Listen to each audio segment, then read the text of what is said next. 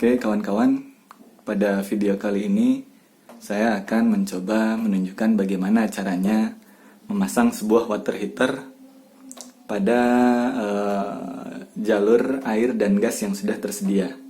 Jadi pertama-tama yang kita lakukan adalah memasang water heaternya pada dinding, dan kemudian jarak daripada inlet dan outlet ini kita sesuaikan saja dengan jarak selang-selangnya.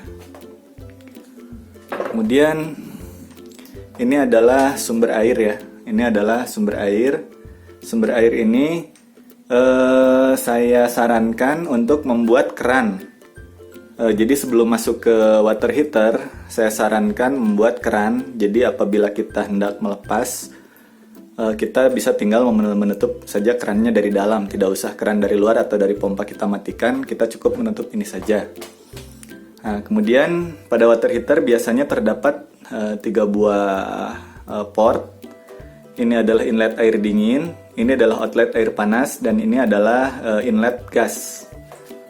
Oke, sumber air kita masukkan ke sini, ke inlet air dingin ya. Kemudian untuk outlet ini adalah jalur yang terhubung ke keran outlet ya, shower. Ini kita tinggal hubungkan saja ke sini. Dan untuk gas tinggal kita pasang saja ke sini dan kita kencangkan ya. Nanti akan saya kencangkan. Jadi pada prinsipnya hanya seperti itu, tidaklah sulit. Mungkin sekian, terima kasih.